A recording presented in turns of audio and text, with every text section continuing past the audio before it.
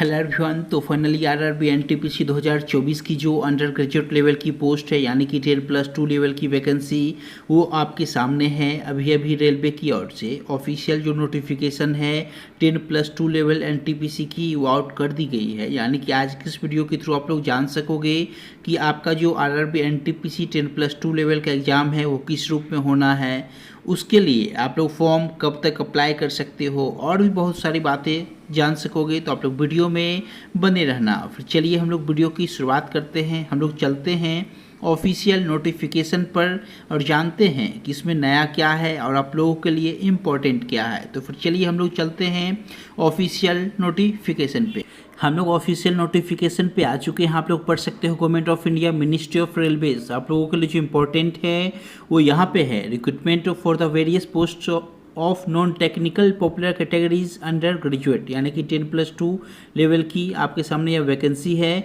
आप लोगों के लिए जो इम्पोर्टेंट डेट है वो इस रूप में है।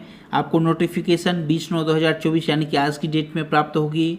उसके बाद ऑनलाइन जो रजिस्ट्रेशन है वो आप लोग कल से कर सकते हो यानी कि 21/9/2024 से। क्लोजिंग जो है वो 20/10/2024 यानी कि 1 महीने का टाइम आपको दिया गया है। फ़ी का भी डेट ये रखा गया है और आगे आप लोग देख सकते हो यहाँ पे मॉडिफिकेशन का जो लिंक है वो डेट जो है वो 23/10/2024 से 1 नवंबर 2024 का रखा गया है। आप लोगों के लिए जो इम्पोर्टेंट हो यहाँ पे है एग्ज़ाम डेट जो है आपको आगे बताया जाएगा। आप लोग समय समय पे जो है ऑफिशियल वेबसाइट पे विजिट करते रहें। यहाँ पे जो पोस्ट है वो आपके सामने 4 पोस्ट रखी गई है एनटीपीसी के थ्रू इस बार 10+2 लेवल की वैकेंसी, जिसमें कमर्शियल कम टिकट क्लर्क है, ट्रेन्स क्लर्क है, अकाउंट्स क्लर्क कम टाइपिस्ट है, जूनियर क्लर्क कम टाइपिस्ट है। आप लोगों के लिए जो इम्पोर्टेंट है वो आगे आप लोग देख सकते हो। आपके सामने लेवल 3 की जो वैकेंसी है वो कमर्शियल कम टिकट क्लर्क की है, जिसमें B2 मेडिकल स्टैंडर्ड चाहिए आपको। और यहाँ पे इनिशियल पे जो है वो 21,700 रखी गई है। एज 18 से 33 वर्ष रखी गई है। और यहाँ पे देखोगे आप लोग टोटल जो वैकेंसी है सभी आरआरबीज को मिलाकर वो 2022 वैकेंसी है। सबसे ज़्यादा वैकेंसी आपको कमर्शियल कम टिकट क्लर्क की यानी कि लेवल 3 पोस्ट की दिख रही है। उसके बाद देखोगे अकाउंट क्लर्क कम टाइपिस्ट की है, जूनियर कम टाइपिस्ट, ट्रेन क्लर्क। इस तरीके से वैकेंसी कुल मिलाकर 3445 आपके सामने है। अब यदि मैं इम्पोर्टेंट पॉइंट की बात करूँ तो आप लोगों के लिए जो इम्पोर्टेंट है वो यहाँ पे देख सकते हो। आरआरबी जो चूज़ करोगे आप लोग उसके बारे में जानकारी आपको दी गई है। और आगे जो भी इम्पोर्टेंट है एग्ज़ाम का पैटर्न, सिलेबस, उससे पहले आप लोग मेडिकल स्टैंडर्ड देख लो। मेडिकल स्टैंडर्ड में A3 यदि आपका स्टैंडर्ड मांगा जा रहा है तो वहाँ पे देखोगे डिस्टेंट विजन जो है 6/9 विद और विदाउट ग्लास, यानी कि आप लोग ग्लास भी लगा के रखे हो फिर भी आप लोग इसको अप्लाई कर सकते हो। B2 में देखोगे डिस्टेंस विजन 6/9 6/12 विद और विदाउट ग्लास है, तो आप लोग यहाँ पे अप्लाई कर सकते हो। अब आप लोगों के लिए जो इम्पोर्टेंट है C2 में आप लोग यहाँ पे पढ़ सकते हो। यही सारी बातें हैं विद और विदाउट ग्लास C2 मेडिकल में भी कही जा रही है, यानी कि यदि आपके पास ग्लास है विदाउट ग्लास हो तो दोनों आप लोग फॉर्म को अप्लाई कर सकते हो। यहाँ पे 10+2 लेवल की सभी पोस्ट के लिए आप लोग एलिजिबल हो। अब आप लोगों के लिए जो इम्पोर्टेंट है वो यहाँ पे है। आगे आप लोग यहाँ पर देख सकते हो 18 से 33 वर्ष जो कही गई है। उसके बाद रिजर्वेशन का यह सिस्टम आपके सामने है। और यहाँ पे देखोगे आप लोग 500 रुपीज़ आप लोग पे करोगे। यदि आप लोग रिजर्वेशन के अंदर नहीं हो तो 400 आपको वापस किए जाएंगे यदि आप लोग Tier 1 एग्जाम में अपीयर होते हो तो।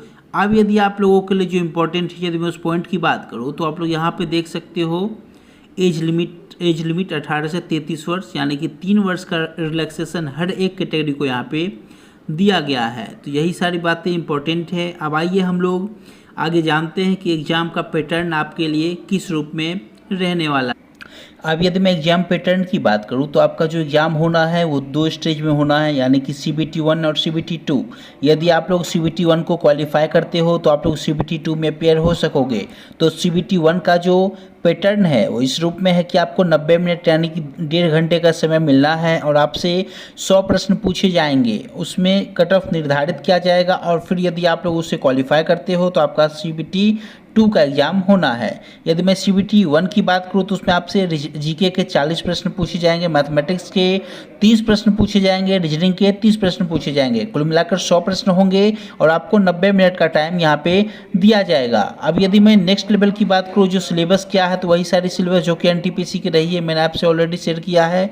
और यदि मैं सेकेंड स्टेज कंप्यूटर टेस्ट की बात करूँ तो आपको यहाँ पे टाइम जो दिया जाएगा वो 90 मिनट का ही दिया जाएगा और 120 प्रश्न पूछे जाएंगे, यानी कि 20 प्रश्न यहाँ पे बढ़ जाते हैं, जो कि 5 प्रश्न मैथ्स के बढ़ेंगे, 5 रीजनिंग के और 10 प्रश्न जीके के बढ़ेंगे। कुल मिलाकर आपसे 120 प्रश्न पूछे जाएंगे, 90 मिनट का टाइम आपको दिया जाएगा। निगेटिव जो है, निगेटिव मार्क्स वो 1/3 का रखा गया है रेलवे की ओर से, तो आप लोग निगेटिव जो है कम अटेम्प्ट लोगे। अब यहाँ पे मैं यदि आगे बात करूँ, जो इंपॉर्टेंट है वही सारी बातें कि सिलेबस क्या है, तो वही जो रेलवे का सिलेबस आपको अब तक दिखता आ रहा होगा। उसके बाद आप लोग देखोगे नेक्स्ट स्टेज जो है वो DV का है। और उसके बाद आप लोग यहाँ पे देखोगे किसी किसी पोस्ट के लिए यहाँ पे टाइपिंग स्किल टेस्ट भी है, जैसा कि अकाउंट्स कलर कम टाइपिस्ट, जूनियर कलर कम टाइपिस्ट के लिए, दोनों के लिए आपको टाइपिंग यहाँ पे देना होगा। टाइपिंग एग्जाम को क्वालिफाई करोगे फिर जाके आपका यहाँ पे मेडिकल होना है और आपको पोस्ट यहाँ पे मिल जानी है।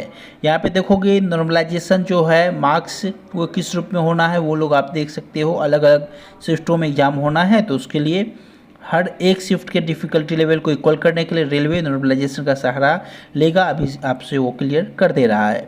आप लोग इस तरीके से देख सकते हो हर पॉइंट को।